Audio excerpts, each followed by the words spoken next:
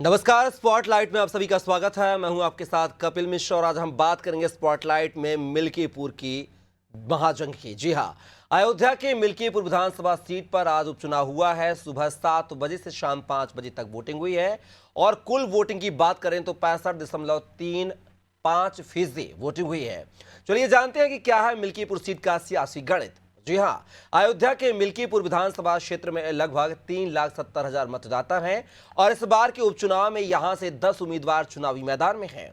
Samajwadi party से अजित प्रसाद और BJP से चंद्रभान पासवान चुनावी मैदान में हैं। वहीं बीएसपी ने उपचुनाव लड़ने से इनकार कर दिया था। मिल्कीपुर विधानसभा सीट एक आरक्षित सीट है। बीएसपी भले ही इस चुनाव में नहीं उतरी हो, लेकिन बीएसपी का परंपरागत वोटर्स यहां पर जीत हार में बड़ी भूमिका निभा सकता है।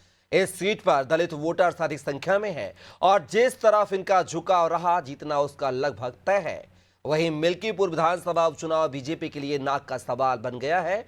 दरअसल 2024 के लोकसभा चुनाव में बीजेपी को अयोध्या की सीट गंवानी पड़ी थी, यानी कि फैजाबाद सीट गंवानी पड़ी थी। इस सीट से अवधेश प्रताप ने लल्लू सिंह को अच्छे मार्जिन से चुनाव हराया था, जबकि लल्लू सिंह लगातार 2 बार से जीते हुए सांसद थे। बीजेपी के लिए अयोध्या हारना बड़ी हार थी और यही कारण है कि इस बार बीजेपी का जोर समाजवादी पार्टी की सीट पर जीत हासिल करके यूपी में यह संदेश देना है कि पार्टी अभी भी लोगों के बीच मजबूत है और लोकसभा चुनाव का बदला भी इसको देखा जा रहा है। देखिए, सुबह से आज जो मतदान चालू हुआ है, मेरे पास कम से कम नहीं तो हजारों में बूथों से फोन आया कि यहाँ गड़बड़ी हो रही है, बूथ लूटे जा रहे हैं और समाजवादी पार्टी के कार्यकर्ताओं को वहां से भगाया जा रहा है, एजेंटों को भगाया गया। मैंने खुद देखा। अब तो देखिए समय भी खत्म हो रहा है मतदान का और सुबह से ही सिर्फ और सिर्फ भारतीय जनता पार्टी के लोग पुलिस लगाकर सिर्फ और सिर्फ बूथ लूटे गए। देखिए, मेरे पास फोन आया, मैं घाटमपुर पहुंचा हूं। मैंने पहुंचने पे देखा कि भारतीय जनता पार्टी का वो कार्यकर्ता बूथ के अंदर फर्जी वोट डलवा रहा था। तब मैंने उससे कहा कि तुम बाहर जाओ। वहां पे जनता भी खड़ी थी, उसने भी शिकायत करी। पूरी वीडियो आप देखिएगा, आपको जानकारी मिल जाएगी कि किस तरह फर्जी वोट भारतीय जनता पार्टी के पक्ष में डलवा रहे थे। देखिए, मिल्कीपुर का चुनाव एनडीए प्रत्याशी के पक्ष में है। यहाँ भी वही हताशा निराशा विपक्ष के लोग बोल रहे हैं और हम अपनी भाषा में कहें ना तो देखिए, मिल्कीपुर सत्ता पक्ष के लोग दुधारू गाय लेके घूम रहे हैं। विकास रूपी दूध के लिए दुधारू गाय, अब विपक्ष के पास ठाठ गाय है। तो जनता दूध चाहती है, विकास रूपी दूध, तो ठाठ गाय के लग जाइए। समझ रहा ना। तो अवधेश जी तो रो करके इमोशनल ब्लैकमेलिंग। अगर रोने से वोट मिले तो पूरे समाजवादी पार्टी के लोग लखनऊ से दिल्ली तक बैठ के रोना शुरू कर दे, सब उनको वोटवा एक तरफा दे देंगे। अखिलेश यादव जी प्रोपेगेंडा पॉलिटिक्स के चैंपियन बन गए हैं और इसीलिए फर्जी तरीके से फोटो, वीडियो, ऑडियो के द्वारा लोगों को बरगलाने का प्रयास कर रहे हैं। वो जान चुके हैं कि मिल्कीपुर का परिणाम उनके हाथ से निकल चुका है। मिल्कीपुर की सीट पर भारतीय जनता पार्टी के कमल का फूल खिल चुका है और इसीलिए हताशा में, निराशा में आकर के झूठे वीडियो, फोटो के आधार पर, ऑडियो के आधार पर बदनाम करने का प्रयास कर रहे हैं। देश की लोकतांत्रिक निर्वाचन प्रणाली में अब उनका विश्वास नहीं रह गया है। इसलिए परिणाम के बाद वो ईवीएम पर ठीकरा फोड़ने के साथ साथ पूरी निर्वाचन की प्रणाली पर सवाल उठाने का काम कर रहे हैं। देखा आपने, उत्तर प्रदेश के मिल्कीपुर विधानसभा में उपचुनाव हुआ है और ये चुनाव जो है बीजेपी के लिए कहीं ना कहीं बदले की भावना को लेकर ये चुनाव है। जिस तरीके से लोकसभा चुनाव में फैजाबाद सीट जो है बीजेपी को राम मंदिर में प्राण प्रतिष्ठा होने के बाद गंवानी पड़ी थी, तो ये बड़ा सवाल खड़ा हो रहा था कि इतना बड़ा कार्य करने के बाद भी ऐसी क्या वजह रही जो बीजेपी को ये सीट जो है गंवानी पड़ी है। और अब वही बदला लेने के लिए जो बीजेपी मिल्कीपुर पर जो है दाव आजमा रही है। इस पूरे मुद्दे पर चर्चा करने के लिए हमारे साथ एक विशेष पैनल जुड़ेगा। चलिए परिचय करवा देता हूं। हमारे साथ जो है समाजवादी पार्टी के प्रवक्ता चंचल यादव जुड़े हुए हैं, साथ ही हमारे सहयोगी जो अभिषेक शर्मा हमारे साथ लाइव बने हुए। कुछ देर में जो है बीजेपी प्रवक्ता दिनेश प्रताप सिंह जी भी हमारे साथ होंगे। फिलहाल तो आप दोनों मेहमान को बहुत स्वागत है। पहला सवाल जो मेरा अभिषेक आपसे है कि एक पत्रकार होने के नाते ग्राउंड जीरो पर आपने भी पूरी कवरेज की है, आपने मिल्कीपुर का दौरा किया है, क्या कुछ चुनाव रुझान रहा है? आज वोटिंग के प्रतिशत की बात किया तो 65.3% वोटिंग रहा है। आखिर क्या कुछ गुणा भाग हो सकता है? बीजेपी के लिए यह सीट प्रतिष्ठा का सवाल है, तो कहीं ना कहीं समाजवादी पार्टी भी जीत के सिलसिले को बरकरार रखना चाहेगी और कहीं ना कहीं 2027 के विधानसभा चुनाव की दिशा और दशा तय करेगा ये उपचुनाव। और देखिए, अगर बात की जाए कपिल मिल्कीपुर चुनाव भारतीय आपका प्रत्याशी चुनाव में CM Yogi Adityanath, deputy CM Keshav Prasad Maurya, deputy CM Brajesh Pathak और योगी कैबिनेट के कई कद्दावर मंत्री पूरी तरीके से ताकत झोंक दी। और दूसरी ओर समाजवादी पार्टी के अखिलेश यादव, डिंपल यादव ने रोड शो की, रैलियां की, कार्यकर्ता ग्राउंड पर मौजूद रहे। मिल्कीपुर चुनाव में दरअसल बीएसपी का जो वोट बैंक है वो बेहद निर्णायक साबित होने जा रहा है। आजाद समाज पार्टी कांसीराम यानी चंद्रशेखर आजाद की पार्टी से कभी किसी समय मौजूदा सांसद अवधेश प्रसाद के करीबी रहे सूरज चौधरी को प्रत्याशी बनाया है चंद्रशेखर आजाद की पार्टी ने। सूरज चौधरी क्या समाजवादी पार्टी का बड़ा नुकसान करेंगे, क्योंकि दलित और मुस्लिम वोट बैंक पे फोकस चंद्रशेखर आजाद की पार्टी का भी रहा है। और क्या बीएसपी के वोटर अवधेश प्रसाद को मजबूती देंगे और बीजेपी का खेल खराब करेंगे, इस पर सबकी निगाहें हैं। लेकिन आज मिल्कीपुर में जिस तरह से चुनाव हुआ, और वो कहीं ना कहीं चुनाव पूरी तरीके से समाजवादी पार्टी और बीजेपी के बीच माना जा रहा है। लेकिन जिस तरह से सुबह से शिकायतों का दौर शुरू हुआ, सुबह जैसे ही वोटिंग शुरू हुई, समाजवादी पार्टी ने ट्वीट किए, एक के बाद एक ट्वीट किए, एक्स पर पोस्ट किए और बताया चुनाव आयोग को कि यहाँ पर ईवीएम खराब है। फिर थोड़ी देर बाद समाजवादी पार्टी के जो प्रत्याशी हैं अजीत प्रसाद, वो कई बूथों पर गए, उन्होंने फर्जी वोटिंग का आरोप लगाया। फिर उनके पिता अवधेश प्रसाद ने कहा कि हमारे पोलिंग एजेंटों को भगाया जा रहा है। फिर बीजेपी के पोलिंग एजेंट को धमकाते हुए सपा के प्रत्याशी अजीत प्रसाद का वीडियो सामने आया। अखिलेश यादव ने ट्वीट किया, उसके बाद भारतीय जनता पार्टी ने पलटवार किया। तो ये एक सीट को लेकर जितना रस्साकसी का खेल देखने को मिला आज राजनीति का, जिस तरह से मिल्कीपुर में आज मतदान हुआ, कहीं ना कहीं मिल्कीपुर का ये मतदान महज एक विधानसभा उपचुनाव की सीट के लिए नहीं हो रहा है। ये 2027 का सेमीफाइनल है, ये प्रयोगशाला है पीडीए की, क्योंकि अयोध्या में ही पूर्व सांसद लल्लू सिंह ने बयान दिया था कि संविधान संशोधन का ये जो पूरा माहौल तैयार हुआ वो लल्लू सिंह पूर्व सांसद के बयान के आधार पर तैयार हुआ और समाजवादी पार्टी को बड़ी सफलता मिली। तो एक और पीडीए है, दूसरी ओर हिंदुत्व की राजनीति, सबका साथ सबका विकास और प्रभु राम की नगरी जहां भव्य राम मंदिर का निर्माण हुआ हो। तो लोकसभा चुनाव में तो बीजेपी को करारी शिकस्त का सामना करना पड़ा। इस बार का विधानसभा उपचुनाव क्या बीजेपी के लिए संजीवनी बनेगा या समाजवादी पार्टी के लिए 2027 का बूस्टर डोज साबित होगा? लेकिन आज जिस तरह से रस्साकसी देखने को मिली, जिस तरह से आरोप प्रत्यारोप देखने को मिले, समाजवादी पार्टी निर्वाचन आयोग पहुंच गई, अखिलेश यादव ने एक के बाद एक ट्वीट किए, उसके बाद बीजेपी ने काउंटर अटैक किया। ओम प्रकाश राजभर ने कहा अगर रोने से वोट मिलता हो तो लखनऊ से लेकर दिल्ली तक समाजवादी पार्टी के नेता रोते ही नजर आएंगे। तो जो कटाक्ष राजनीति और ये सब कुछ देखने को मिला, ये महज एक सीट नहीं है, ये विधानसभा बिल्कुल कहीं ना कहीं ये ट्रेलर दिखा जा रहा है 2027 के चुनावों का। पिक्चर तो ही बाकी है जब चुनाव की जो सियासत शुरू होगी। और ज्यादा चर्चा के लिए हमारे साथ जो है लगातार चंचल यादव बने हुए समाजवादी पार्टी के प्रवक्ता हैं। चंचल जी, कैसे देखते हैं मिल्कीपुर के विधानसभा उपचुनाव को? 65.35% मतदान हुआ है, ये मतदान किसके पक्ष में माना जाए?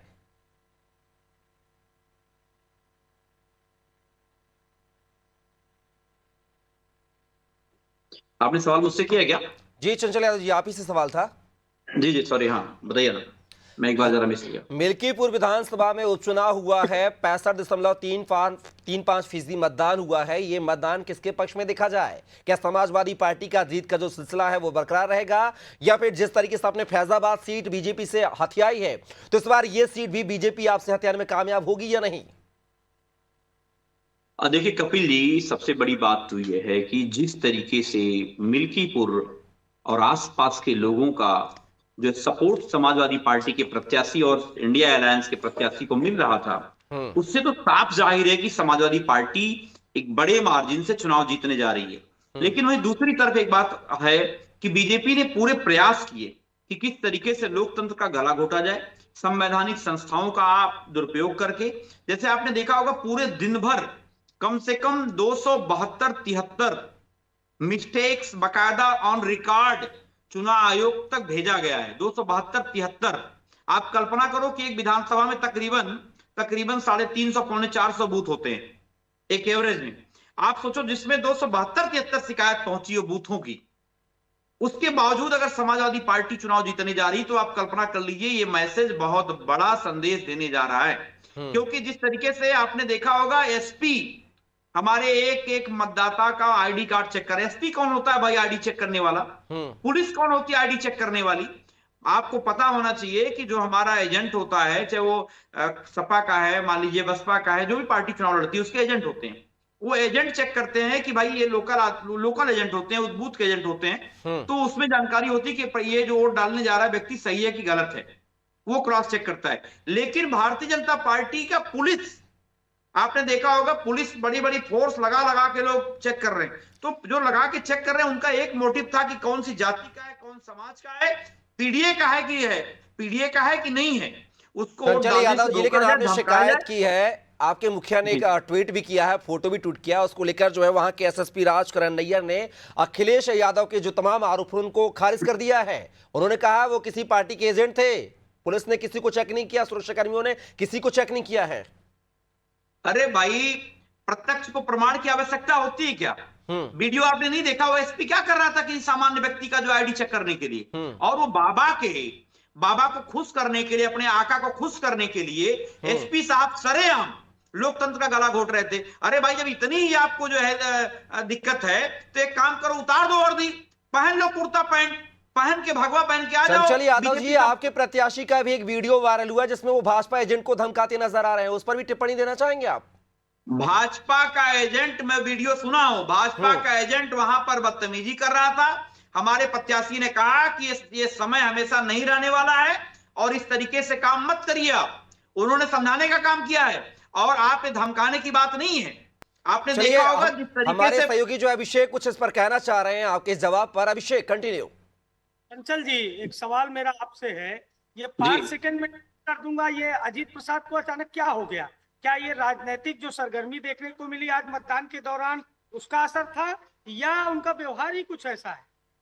एक प्रत्याशी के लिए एक सिंगल वीडियो आज पूरे मीडिया में कहीं चंद्रभानु पासवान का नहीं देखने को मिला, लेकिन अजीत प्रसाद तो मानो सुबह से ही जिस तरह से वो बूथों का दौरा कर रहे थे, क्या समाजवादी पार्टी को पहले से ये जानकारी नहीं थी कि इस तरह की बातें होंगी? क्योंकि एक्टिव तो आप लोग भी हैं, आपके सांसद हैं मौजूदा समय में, लेकिन जिस तरह से एक एजेंट को 5 सेकंड में ठीक कर दूंगा, ये ठीक मतलब किस तरह का ठीक था? जरा एक बार अगर बताना चाहें आप।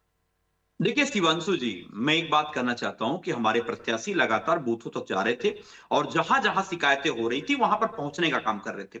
जो वो भारतीय जनता पार्टी का एजेंट सरेआम जो है पुलिस से मिलकर के जो है जिस तरीके से धांधली करने का प्रयास कर रहा था, शिकायत करते हैं ना निर्वाचन आयोग में, आप निर्वाचन आयोग बनेंगे क्या चंचल यादव जी? बाकी की शिकायतें करते, शिकायतें भी करते ना आप। अरे भाई, आप मुझे बताओ ना, इतनी शिकायत होने के बावजूद निर्वाचन आयोग ने क्या निर्णय लिया? एक भी रिप्लाई किया? एक भी किसी व्यक्ति को सजा मिलने का काम हुआ? सरेआम एसपी की वीडियो हम लोगों ने शेयर किया है, सरेआम एसपी वीडियो में दिख रहे हैं, सरेआम कोई आदमी कह रहा है 6 मैं वोट डाल के आया हूं, कोई आदमी कुछ कह रहा है, कोई आदमी कुछ कह रहा है। हजारों वीडियो आए हैं, हजारों वीडियो शिवांशु जी, अगर आप वहां रिपोर्टिंग कर रहे होंगे तो अपने आसपास देख लेना। यादव जी, आपके जो आरोप है उनका जवाब देने के लिए हमारे साथ बीजेपी प्रवक्ता जो है जुड़ गए हैं, दिनेश प्रताप जी। दिनेश प्रताप जी, बहुत स्वागत है। दिनेश प्रताप जी, बड़े आरोप लग रहे हैं, सत्ता का आपने भरपूर उपयोग किया है, ऐसे आरोप हमारे नहीं चंचल यादव के हैं। अनम्यूट कीजिए दिनेश जी, आपकी आवाज नहीं आ रही है। दिनेश जी, अनम्यूट कीजिए।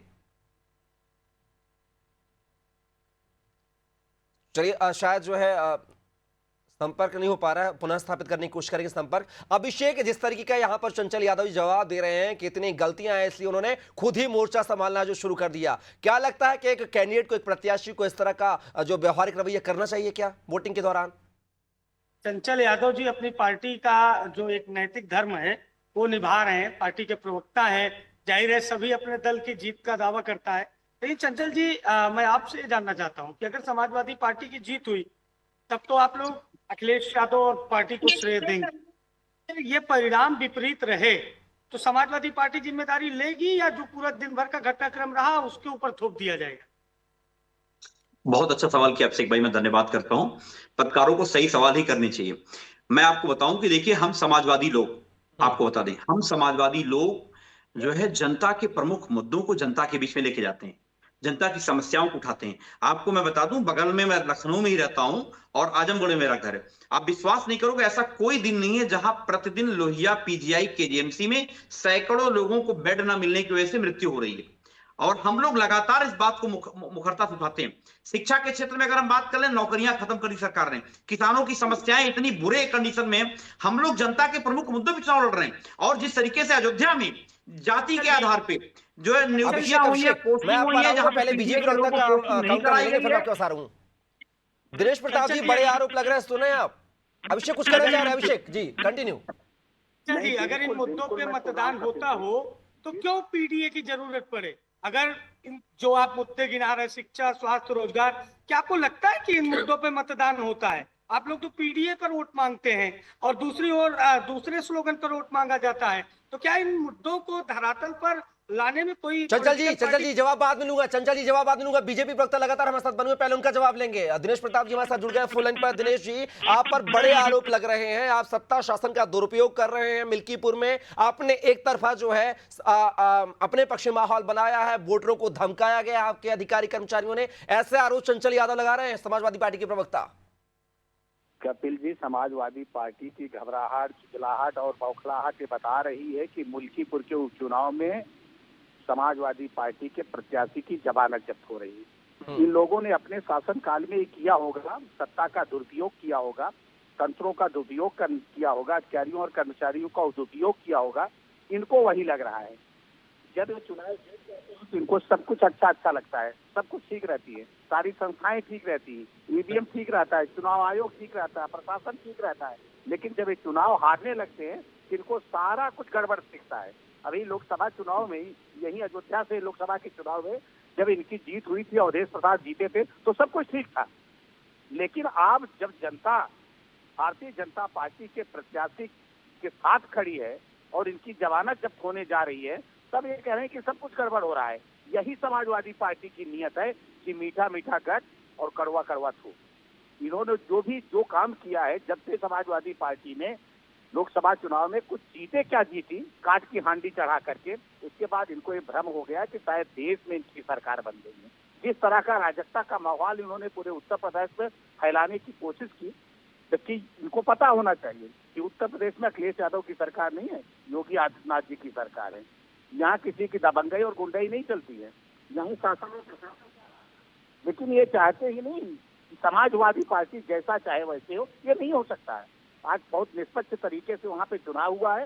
भारतीय जनता पार्टी के उम्मीदवार बहुमत से कौन जीत रहा है? दिनेश जी, समाजवादी पार्टी की जमानत जब्त होने जा रही है। अच्छा, जमानत जब्त हो जाएगी? ऐसा तो नहीं कि लोकसभा चुनाव के जैसे परिणाम हो? कपिल भाई, मुझे दो लोगों के जवाब देने हैं। चलिए, सबसे पहले दिनेश सिंह का जवाब देता हूँ। जी। इन्होंने जिक्र किया कि कुछ सीटें इन्होंने आम चुनाव में जीत के आली, घमंड हो गया इनको। अरे भाई, जीत तो आप रामपुर भी गए थे उपचुनाव, आजमगढ़ भी बेईमानी से जीत गए थे, लेकिन उसी के एक साल बाद जब रामपुर का आम चुनाव होता है, वही जनता रामपुर की 1 लाख ज्यादा वोटों से जाती है रामपुर को, सपा के लोगों को। वहीं आजमगढ़ में 1,61,000 वोट से सपा को जीतने का मौका मिला। सुनिए, अरे भाई इनको शांत कराइए। दिनेश जी सुनिए, उत्तर अपनी बारी में बोले, नहीं तो मैं बोलूंगा, बोलती की बंद हो जाएगी। कम से कम भारतीय लोकतंत्र में। अरे सुन तो लो, जवाब तो ले लो दिनेश सिंह जी, अभी तो मैंने स्टार्ट किया है। दिनेश जी जवाब ले लेते हैं, फिर आपको मैं मौका दूंगा। जी चंचल जी। मैंने कहा कि इनकी बेईमानी उपचुनाव 2022 का जो उपचुनाव हुआ लोकसभा का, रामपुर और आजमगढ़ का, इन्होंने बेईमानी से जीता। और ठीक 1 साल बाद, 1.5 साल बाद चुनाव, आम चुनाव हुआ लोकसभा का, दोनों सीटों में इनको बेइज्जत होना पड़ा। दूसरा बताता है एग्जाम्पल, गुंडाराज की बात कर रहे थे आप। मुख्यमंत्री जिस समाज से आते हैं, मुख्यमंत्री का सजातीय व्यक्ति एक गुंडा बीजेपी के एक विधायक, पीडीए के विधायक को सरेआम पीटता है, दौड़ा दौड़ा करके, योगेश वर्मा जी को, लखीमपुर खीरी के विधायक को दौड़ा दौड़ा के पीटता है अभिषेक जी। और उस विधायक ने 8 दिन तक अपनी एफआईआर नहीं लिखा पाया, दर दर भटकता रहा इनके गुंडा शासन में। और पता है 8 दिन के बाद उसकी एफआईआर लिखी गई और अभी तक कोई कार्रवाई अवधेश सिंह के खिलाफ नहीं हुई। दूसरा बताता हूं एग्जाम्पल, वो बेचारा विधायक शीतकालीन सत्र जब स्टार्ट हुआ कपिल जी, वो बेचारा कहा मैं क्या मुंह लेके सदन में जाऊंगा, मैं क्या चेहरा दिखाऊंगा कि मैं पीटा गया, मुझे न्याय नहीं मिला, मैं जनता को क्या न्याय दिलाऊंगा। आपको दूसरों का तो दिख जाता है, अपना नहीं दिखता। जब आपके नेता नाबालिगों के साथ पकड़े जाते हैं, उनके वीडियो वायरल होते हैं, उस पर क्या कहेंगे आप? जरा उस पर भी टिप्पणी दे दीजिए। अरे मेरे भैया, अरे मिश्रा जी, मैं सवाल दिनेश जी से पूछा हूँ और आपको मिर्ची क्यों लग रही है? नहीं मिर्ची लगी, मैं तो देखो एंकर है, मैं तो सवाल करूंगा ही। मैं तो मेरा काम सवाल करना है चंचल जी। मुझे उम्मीद थी ये सवाल आप दिनेश जी रिपीट करते पूछते नहीं दिनेश जी से मैं जवाब लूंगा, लेकिन मेरा सवाल ये है चंचल जी, सुनिए, हाँ। अब अभिषेक जी का जवाब देता हूं। अभिषेक जी ने कुछ सवाल किए थे। हाँ जी। अभिषेक जी ने जो कहा था, मैं एक बात बड़ी ईमानदारी से कहना चाहता हूं कि समाजवादी पार्टी जनता के प्रमुख मुद्दों पे, पीडीए भी हमारा एक मुद्दा है, जातीय जनगणना हमारा एक मुद्दा है। अभिषेक भाई, जातिगत आधार पे हम चाहते हैं कि कम से कम जिसकी जितनी संख्या भारी उसकी ही उतनी हिस्सेदारी। जिस तरीके से अभी मिल्कीपुर का उदाहरण ले लीजिए आप, जो थानों में सुन लीजिए अभिषेक भाई, जो थानों में केवल 15% पीडीए के लोगों को अधिकार मिला है, और पूरे मिल्कीपुर में जितने कर्मचारी हैं उन कर्मचारियों की नियुक्ति जो है 85% बीजेपी के लोगों की नियुक्तियां हैं। अभिषेक जी को सुन लीजिए। चंचल जी प्लीज सभी को मौका दीजिए, समय का अभाव है। चंचल जी प्लीज, अभिषेक जी 30 सेकंड में। तब क्यों नहीं याद आता है आपको जातिवार जनगणना? आप भी कई बार सरकार में रहे, उत्तर प्रदेश सरकार में, कई बार केंद्र सरकार का हिस्सा रहे आप, तब आपने क्यों नहीं उठाया? क्या आज आपको महसूस होने लगा है? अभिषेक भाई, आपको पता होना चाहिए, जातिगत जनगणना आपको याद होगा सन 2009 में जब केंद्र में कांग्रेस की सरकार थी, आपको याद होगा, श्रद्धेय नेताजी, श्रद्धेय शरद यादव जी, चंचल जी समय का अभाव है, लास्ट में मैं दिनेश प्रताप जी के पास जाऊंगा। दिनेश जी, तमाम बातें सुनी, आरोप प्रत्यारोप लगाया जा रहा है, इनको लेकर क्या कहेंगे? आपके सरकार पर, आपके जो है उपचुनाव को लेकर तमाम सवाल ये निशान खड़े किए गए हैं। देखिए, जिन लोगों ने, कपिल जी, हमेशा जो है सिर्फ जाति और समाज की राजनीति की है, वही समाजवादी पार्टी के जो नेता कह रहे थे हमको भी एक जाति से और समाज से जोड़ रहे थे। इन लोगों को सबका साथ, सबका विकास, सबका विश्वास नजर नहीं आता है। आज मोदी जी और योगी जी जो काम कर रहे हैं वो सबके लिए काम कर रहे हैं, कभी जाति के लिए कर रहे हैं, कभी धर्म के लिए कर रहे हैं, कभी पंथ और मजहब के लिए कर रहे हैं। ये बेचैनी चंचल जी की स्वाभाविक है। ये लोग जात की राजनीति करते थे। आज उत्तर प्रदेश में जिस तरह से लॉ एंड ऑर्डर है, दिनेश जी वो योगेश वर्मा का जवाब चाह रहे हैं, एक लाइन में जवाब दे दीजिए पहले। योगेश वर्मा का के साथ कंधे से कंधा मिला के खड़ी है। आज समाजवादी पार्टी की पूरी जमीन उत्तर प्रदेश से खिसक गई है। दिनेश सिंह जी, अभी चुनाव में आपने देखा, तो इस चुनाव मिल्कीपुर का परिणाम आने दीजिए, समाजवादी पार्टी की जमानत वहां जब्त हो जाएगी। चलिए, फिलहाल हमारे चर्चा का हिस्सा बनने के लिए तीनों मेहमान का बहुत धन्यवाद। अभिषेक जी आपका भी, साथी चंचल यादव जी आपका, दिनेश प्रताप जी आपका। तो अब देखना होगा कि जो नतीजे हैं वो 8 फरवरी को आएंगे, और 8 फरवरी को नतीजे जो है किसके पक्ष में आएंगे। क्या समाजवादी पार्टी मिल्कीपुर सीट का जो जीत का सिलसिला है क्या वो बरकरार रख पाएगी, या फिर समाजवादी पार्टी की सीट पर बीजेपी जो है सिंध लगाने में कामयाब हो जाएगी? और ये कहीं ना कहीं प्रतिष्ठा का सवाल भी है। जिस तरीके से राम मंदिर की प्राण प्रतिष्ठा के बाद फैसलाबाद सीट जो है बीजेपी हारी थी, समाजवादी पार्टी को जीत मिली थी, तो ये चुनाव जो है, उपचुनाव जो कहीं ना कहीं 2027 के विधानसभा चुनाव का सेमीफाइनल देखा जा रहा है। फिलहाल के लिए बस इतना ही। आप बने रहिए अनादि टीवी के साथ। नमस्कार।